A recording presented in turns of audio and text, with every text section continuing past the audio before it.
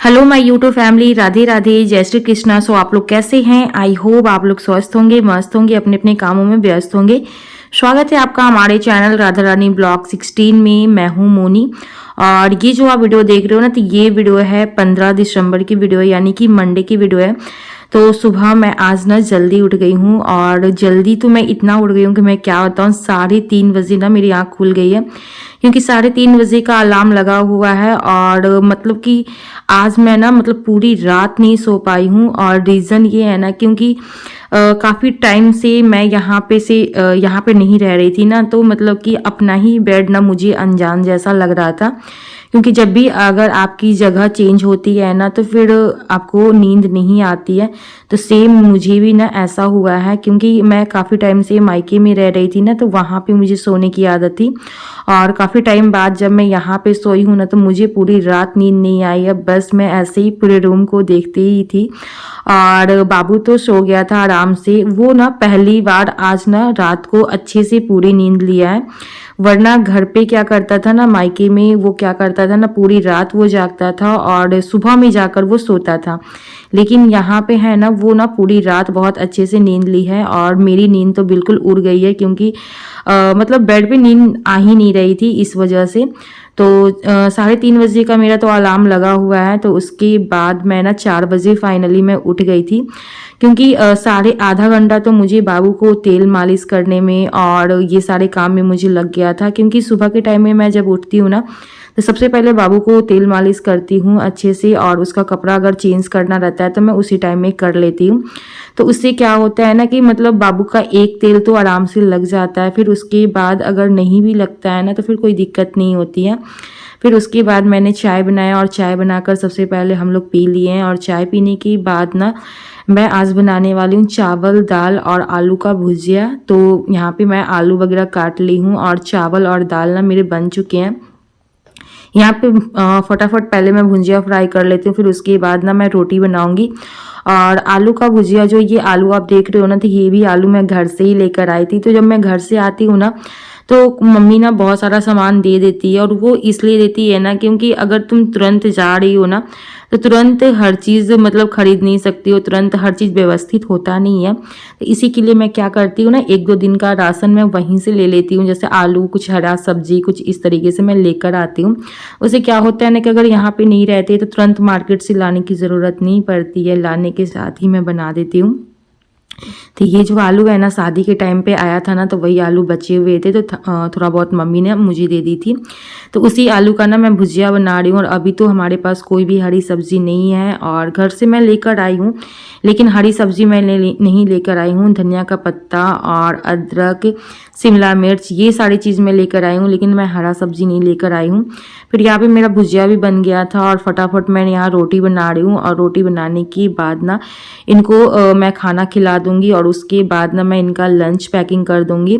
तो यहाँ पे ये ना किचन में आया है ब्रश लेने के लिए, और मैं किचन में ही ना ब्रश, कॉलगेट, ये सारी चीज़ मैं किचन में ही रखती हूँ, क्योंकि मैं ज़्यादातर ना किचन में ही ब्रश कर लेती हूँ। और ये ना बाहर वाले जो बेसिन है ना, वहाँ पे ये ब्रश कर लेते हैं। तो ये फटाफट ब्रश कर रहे हैं जब तक हमारी रोटियां बन जाएगी। और जैसे ही रोटियां बन जाएगी ना, सबसे पहले मैं इनको खाना दे दूंगी, और फिर उसके बाद मैं नाश्ता पैकिंग कर दूंगी। और बाबू जो है ना, अभी अपने दादाजी के पास है। तो बाबू की क्या आदत है ना कि मतलब वो अगर किसी के गोद में रहता है ना, तो बिल्कुल चुप रहता है। और जैसे ही मैं उसको बेड पे डालती हूँ ना, वैसे ही उसका रोना धोना एकदम शुरू हो जाता है, और बहुत ही चिल्लाकर वो रोता है।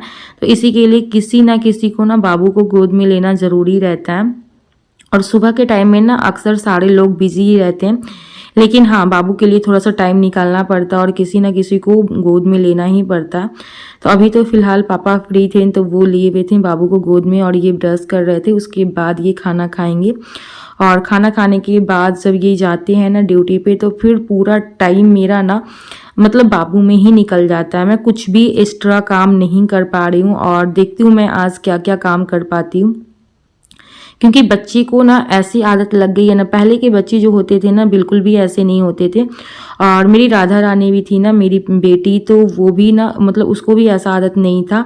मतलब आराम से वो दूध पीकर और तेल मालिश करने के बाद ना वो आराम से सोती थी। लेकिन इसका आदत कुछ अलग है और ये तो पूरा टाइम ही गोद में रहता है, बिल्कुल भी बेड पे नहीं रहता है। तो मुझे बहुत ज़्यादा दिक्कत होती है घर के काम करने में। और यहाँ पर आप देख सकते हो मैं बिल्कुल फुली और करारी रोटियां बना रही हूँ। और इस तरीके की रोटी पता है, फुली रोटी और करारी रोटी अगर आप गरम दूध में डालकर आप दूध रोटी खाते हो ना तो बहुत ही अच्छा लगता है। मुझे तो बहुत पसंद है। आप लोगों को पसंद है या नहीं मुझे ज़रूर बताइएगा। और यहाँ पे ना वो जा चुकी हैं और जाने के बाद मैं सोच रही हूँ कि कुछ मैं थोड़ा सा रूम को ना सेट कर देती हूँ। तो मैं घर से ना इस तरीके का ना 2 बाल्टी मैं लेकर आई थी, ढक्कन लगा हुआ ये बाल्टी है। तो ये जो बाल्टी आप देख रहे हो ना तो ये सुधा इसमें ना सुधा वाला जो छेना आता है ना मतलब कि मिठाई, तो वही ये बाल्टी है। और शादी के टाइम पे ना मतलब कि घर पे मिठाई आया था तो उसी का ये बाल्टी है। तो मम्मी ने मुझे ना 2 बाल्टी मुझे दे दी थी, तो ये ना मेरे बहुत काम आ रहा है। तो पहले क्या होता था ना कि जो भी एक्स्ट्रा जो राशन रहता था ना तो अगर डब्बा से बच जाता था तो मैं ना ऐसी खुली बाल्टी में रखती थी और एक थाली से मैं ढक देती थी। उससे क्या होता था ना सामान बहुत ज़्यादा ख़राब हो जाता था। फिर ये रहा हमारा लंच थाली। काफ़ी लेट से मैं खाना खा रही हूँ और मुझे ना बहुत ज़ोरों से भूख लगा हुआ था, लेकिन मैं बाबू की वजह से ना खाना नहीं खा रही थी। फिर खाना वाना खाने के बाद ना मुझे आज अपने रूम को ना थोड़ा सा अच्छे से सेट करना है, क्योंकि बेड पे आप देख सकते हो इतना सारा कपड़ा है ना कि मैं क्या बताऊँ। और जैसे तैसे रूम एकदम बहुत गंदा हो गया है। तो यहाँ पे सबसे पहले मैं क्या करूँगी, जितने भी बेड पे कपड़े हैं ना सभी को मैं नीचे रख दूँगी और नीचे रखने के बाद ना ऊपर मैं सबसे पहले बेड को अच्छे से सेट करूँगी। और मैं कोशिश करूँगी कि बाबू से रिलेटिव जितने भी सामान है वो मैं अपने बेड पे ही रखूँ, क्योंकि जब भी मैं सुबह के टाइम में बाबू को तेल लगाती हूँ ना तो मुझे ना अगर पास में ही सामान होता है ना तो मैं जल्दी जल्दी सब कुछ कर लेती हूँ। जैसे बाबू का फलिया हो गया, उसका कपड़ा हो गया, कछिया हो गया, मतलब हगीस हो गए, तेल हो गए, तो ये सारी चीज़ मैं कोशिश करती हूँ ना बेड पे ही रखूँ, क्योंकि उससे क्या होता है ना कि बैठे बैठे ना सारे काम हो जाते हैं और सुबह के टाइम में ही मैं उसको तेल मालिश करती हूँ।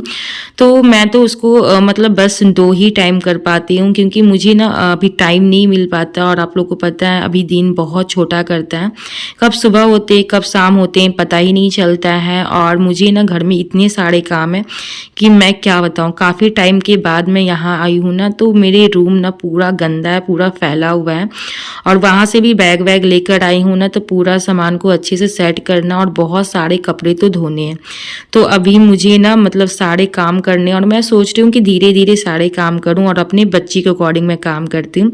तो जब भी मेरा बाबू अगर सोया हुआ रहता है तभी मैं काम करती हूँ। लेकिन मेरे बाबू का क्या आदत है ना कि वो क्या करता है ना कि वो बेड पे सोना ही नहीं चाहता है।